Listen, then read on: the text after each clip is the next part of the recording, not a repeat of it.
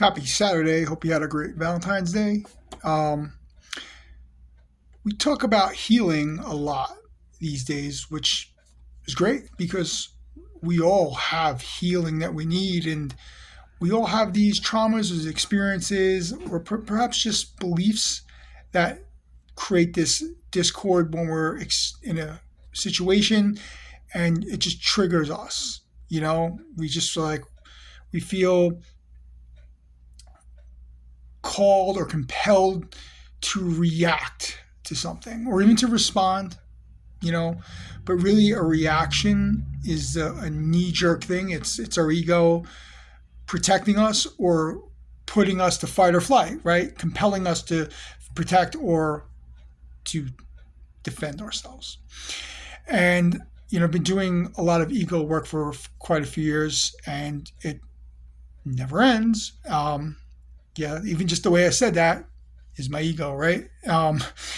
But at least I'll admit that to myself, and that's the number one thing, right? Admitting to ourselves when we're showing up in ego or responding to the heart. And for me, that was actually very difficult because the way I grew up, that's not what you did. It's not how you got by. You fought your way through it. At least that's what I learned, and that's what I believed. Because not everybody fought their way through things. No, some didn't, but that's what I did. And I learned that that was a belief system that I had, and wherever it came from, it came from. I don't need to blame anybody or criticize or judge anything for it. Just understand that's what it is. And when we experience this disconnection or discord, it's what it is, disconnection. And being heart-centered is really the center of who we are and our true power of who we are. And all things that come through the heart are of the highest frequency. And so when we decide to engage in an argument, or we decide to flip somebody off or something, whatever, that's not coming from here, because will the heart do that? No. The answer is no. Our mind, or ego mind, will give us all the beliefs and reasons why we're justified for doing something. But really, that's not the best way to approach it. Although a belief system will tell us that is, because that's what we've learned and that's what we've done for so long. Ultimately, when we tap into here, we're going to respond a different way. So like, ever have an argument with somebody, you scream, you blow up in each other's face, right? Everybody takes time to calm down. And you sit with it for a little bit, and you feel the argument, right? You feel the emotion around it. And then you apologize to somebody. That's when you're in your heart. So if we could be there before we explode and blow up, or when we, instead of being here, right, then we don't blow up. We don't explode. We don't experience that discord, that interference, that nobody wants to be that way. Look, at the end of the day, I feel that most people will apologize when they're wrong, because that's who we are. But we've become removed from here because of beliefs and expectations and interactions and whatever it is. The ego mind will convince us that we're right any way we want to be right. And if you want to be right, you'll find every reason to be right. But if you want to be happy, you have to let go of being right. And it's not easy, especially when hearing our deepest truths.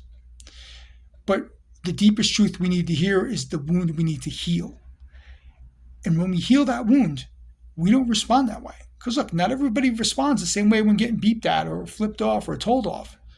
Well, because there's no belief or wound or whatever it is that compels that person to do so.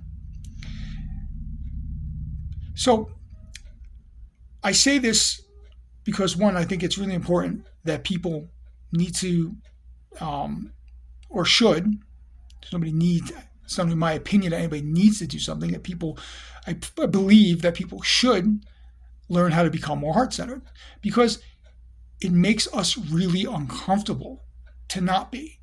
And I know that. And I wouldn't tell you that if I've never experienced it for myself.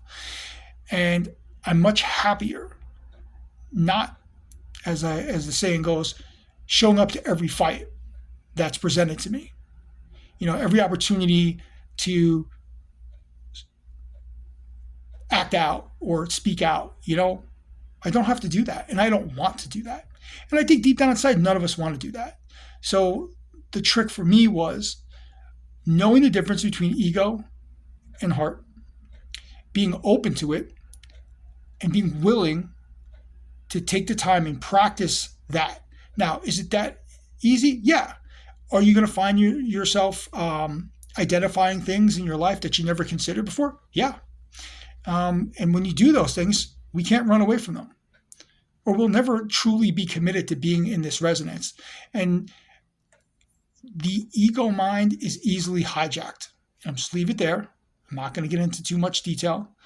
And if we're cultured through our ego mind, then that's how we live through. And if we watch everybody do it, well, then that's how it should be done.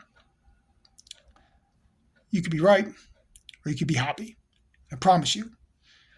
Being an ego all the time is not going to make you happy, because it's going to find a way to lie to you and keep you from your deepest truth.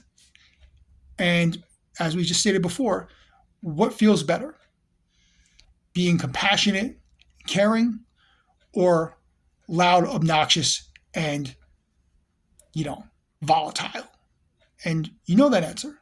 So if you want to heal, you have to be able to connect to yourself, because the ego mind is also hiding. If you have trauma that's causing this, your ego mind's hiding that. It's defending you from feeling or acknowledging the pain.